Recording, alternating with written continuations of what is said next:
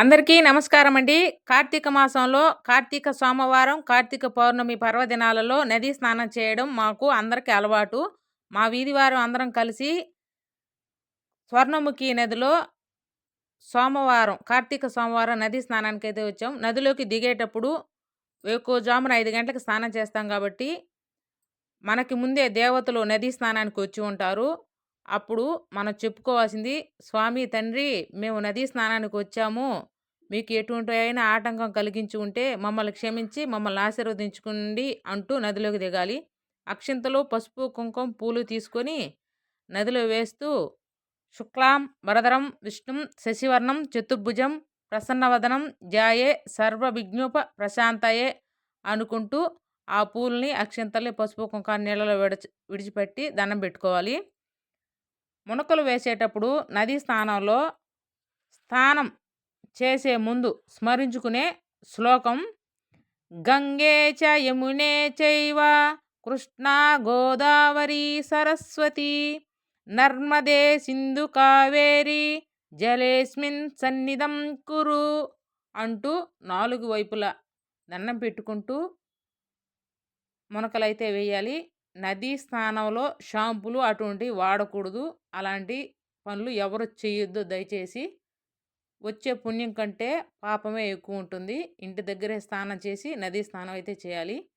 మంత్రం జపించుకుంటూ నదీ స్నానం అయిపోయిన తర్వాత కొంచెం ఇసుకైతే ఒడ్డుకు తెచ్చుకొని శివలింగం ఆకారం వేసుకొని బియ్యం పిండితో ముగ్గు వేసుకొని పసుపు, కుంకుమ, అక్షింతలు, గంధము, పూలు, పండ్లు, జ్యోతులు ఇలాగైతే శుభ్రం నీట్గా చేసేసుకున్నాము అందరం. నిమ్మ తప్పకలు, ప్రమిదులు, పిండి దీపాలు, ఉసిరిక దీపాలు ఎవరికి తోచింది వారు దీపాలు తెచ్చుకొని సిద్ధం చేసుకోవాలి. తమలపాకులు, నేను నిమ్మ తప్పకలు తెచ్చుకున్నాను.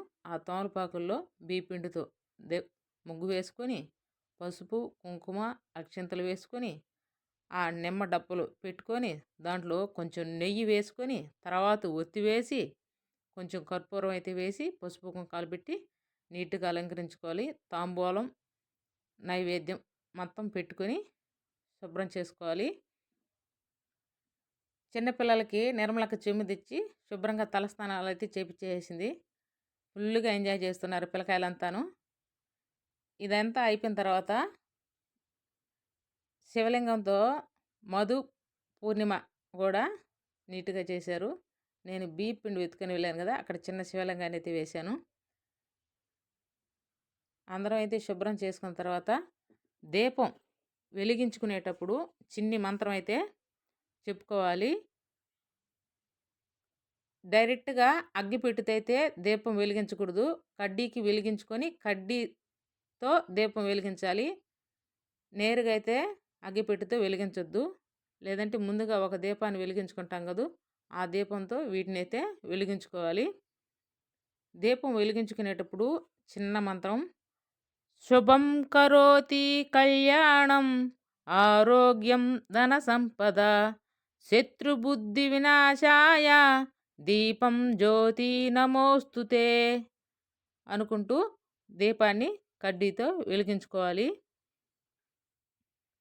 శత్రువులు లేకుండా ధన సంపదను ఇస్తూ జ్యోతులు బాగా వెలగాలని మనస్ఫూర్తిగా దేవుణ్ణి వేడుకుంటూ, నాయనా మేము తెలిసి తెలియక ఏదైనా తప్పులు చేసుంటే క్షమించు తండ్రి అని మనసారా వేడుకొని హరహర మహాదేవ శంభో శంకర అనుకుంటూ పూజ చేసుకోవాలి. మా గూడల్లో ఒక ప్రత్యేకత అయితే ఉంది. స్వర్ణముఖి నది, మామిడి కాలువ 2 ఒకే దిక్కడ కలుస్తాయి. బ్రిడ్జికి యువతల విడిపోతాయి. అది మా ఊరి ప్రత్యేకత.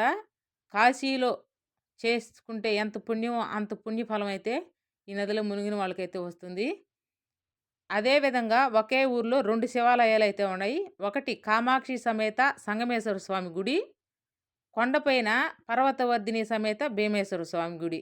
ఒకే ఊర్లో 2 నదులు, ఒకే ఊర్లో 2 శివాలయాలు ఉన్న ప్రత్యేకత ఒక్క మా గూడలకు మాత్రమే ఉంది. అది మేము చేసుకున్న అదృష్టం. జ్యోతులు బాగా వెలుగుతున్నాయి.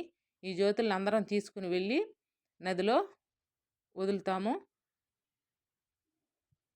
దీపం సమర్పయామి, ధూపం సమర్పయామి, కర్పూర హారతి నీరాజనం సమర్పయామి, ఓం ప్రాణాయ స్వాహ, నారాయణాయ స్వాహ, గోవిందాయ స్వాహ. స్వామి తెలిసి తెలియక చేసిన తప్పులుంటే క్షమించి అనుకొని హర హర మహాదేవ శంభో శంకర అనుకుంటూ శివలింగాన్ని